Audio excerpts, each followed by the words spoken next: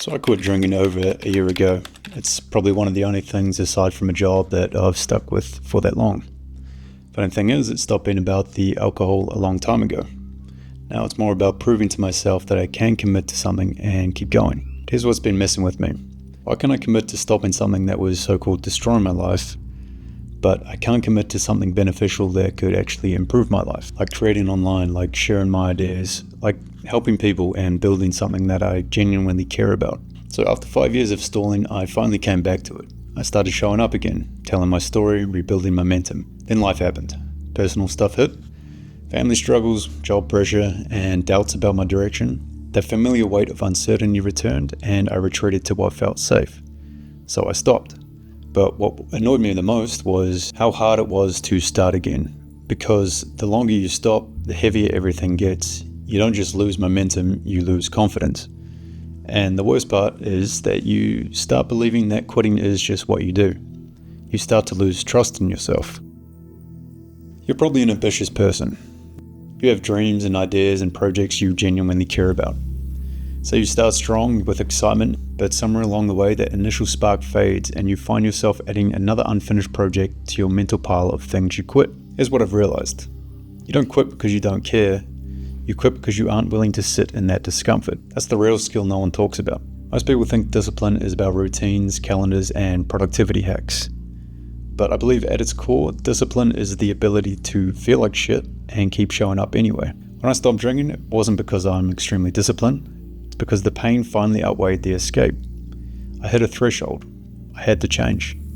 I relied on alcohol to meet women, to manage my stress, to escape the version of myself that I didn't want to be. Eventually, I was willing to sit in that discomfort of being sober because the alternative made me feel worse, so I stayed committed to that decision. But when it comes to building my dreams like creating and sharing, writing, teaching, I'm still learning how to push through that initial discomfort. And I think that's what separates the people who build something meaningful from the ones who constantly restart. There's always going to be that wall, and the wall never fully disappears, but you just get better at jumping it the more you practice. It's not that you're a quitter, it's just that you lack the reps. Most of us haven't trained the skill of persistence. So here's how you break that quitting cycle. I bet a couple weeks ago you were on fire. You had a new idea, a new plan. You probably spent a full afternoon outlining it. You watched some videos, maybe told your friends. Maybe you even created a Notion board with a slightly embarrassing name like My Comeback Era.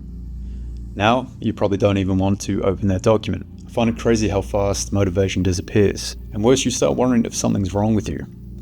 Because this isn't the first time. Say you've tried writing every day, or building a YouTube channel, launching some business, or you're just trying to stop a bad habit. And every time you hit that same wall, you start, you get excited, you delay, that guilt comes in, and then you quit and you repeat. After the third or fourth time, you start identifying as someone who just doesn't commit to things. But here's the truth. You're not broken. You're just stuck in a system that rewards starting and not finishing. And until you rewire that system, that loop will continue. So here's how I've started training myself to escape that loop. If something keeps showing up in your life as a desire, it's probably not random. At some point, you have to decide, are you willing to sit through that discomfort to earn the thing you say you want? Most people think they need more motivation, but what they really need is a deeper reason. Ask yourself, is this something I truly want, or just a temporary boost of motivation? Would I still pursue this if no one congratulated me? Does the pain of not doing this feel worse than the discomfort of doing it? Persistence comes naturally when you're working towards something more meaningful.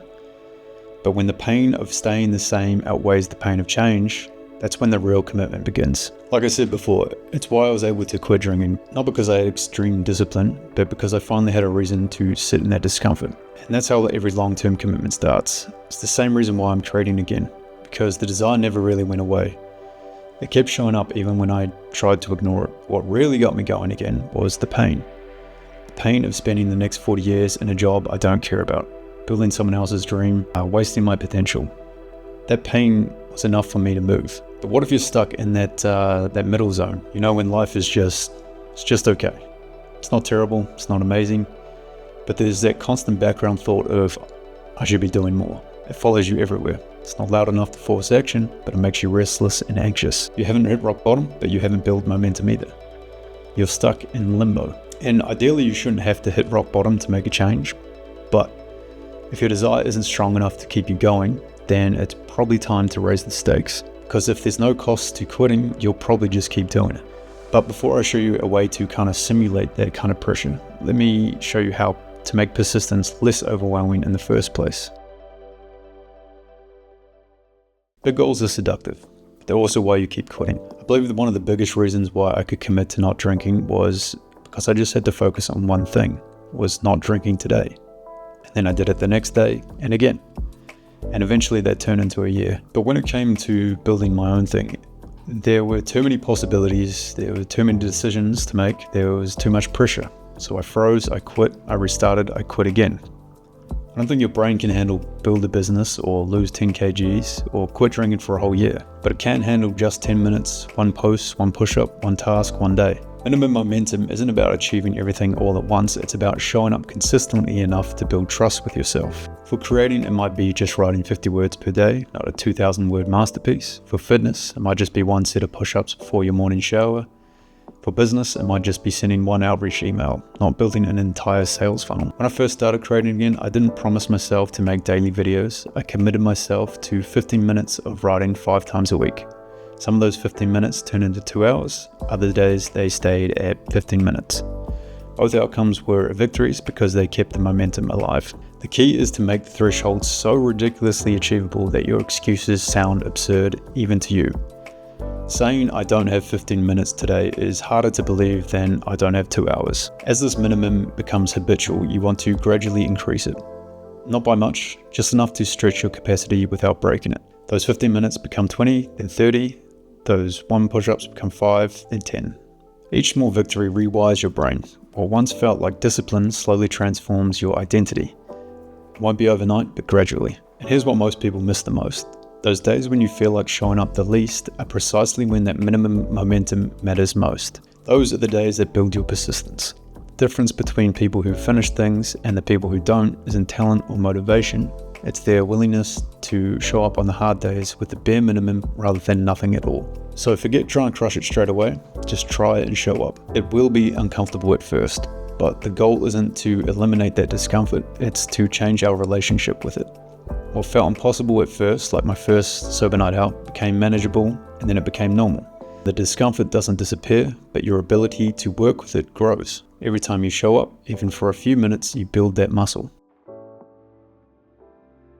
If it costs nothing to quit, you probably will. So you need to give yourself a reason to stay. I find it harder to let someone else down than it is letting myself down. And that's human nature. We're wired to honor social commitments more than our private promises. But I don't have a wife or any kids, so the only thing that truly relies on me is my dog, and even he lives with my mum and dad now. So because I have very little external accountability, it makes commitment feel more optional because fewer people are directly counting on me. But that's exactly why public accountability changes everything. When others are watching your progress, the cost of quitting skyrockets. Your commitments become more real in a way they never could when they just lived in your head. Think about a performer on stage. Would they ever just say, fuck this, and walk off when hundreds or thousands of people are watching? Probably not. Even if you're terrified, you'll push through. Those people showed up to see you do your thing. You'll feel their eyes on you, their energy, their expectations. That's what creating online does. It puts you on a stage. Maybe at first it's just a tiny stage with a few people watching, but those few people matter. They showed up for you, and letting them down feels worse than pushing through your own resistance. I personally find it more embarrassing if I quit after these 2 videos than continue for years and get nothing in return. At least I know I tried. The regret of quitting always outlasts the temporary discomfort of pushing through. And when you practice in public, every small step can get validated as well. That comment saying, this helped me, is becoming fuel on the days when I'm feeling less motivated. Practicing in public aren't just about raising the stakes so you don't quit again. It's about honoring a relationship with people who believe in what you're building. So share your story, practice in public, and raise the stakes. That's what I'm doing with this video right now. By publishing it, I'm stepping on the stage, I'm committing to the ideas inside. I'm telling you that quitting isn't an option for me anymore. I can make a video about practicing in public next week, and now that I've told you, there's probably no backing out. If you quit everything you start, it's not because you're undisciplined. It's because no one taught you how to persist when things get tough. You were sold the dopamine of starting and the fantasy of the end result. but no one handed you the boring systems that actually led to getting that momentum. You don't need a new idea, you just need a new approach to the ideas you already care about. So stack these three. You need a deeper why that connects to genuine pain or desire, a minimum momentum that builds consistency before intensity, public accountability that makes quitting more uncomfortable than it is continuing. When these three work together, something great will happen. That wall of resistance won't disappear, but your relationship to it will change. The same transformation is happening with me now. After years of starting and stopping, I'm finally building a consistency that feels different this time. Not because the obstacles have disappeared, but because I'm approaching them differently. 6 months from now, you could be looking back at something you've consistently built rather than another abandoned goal.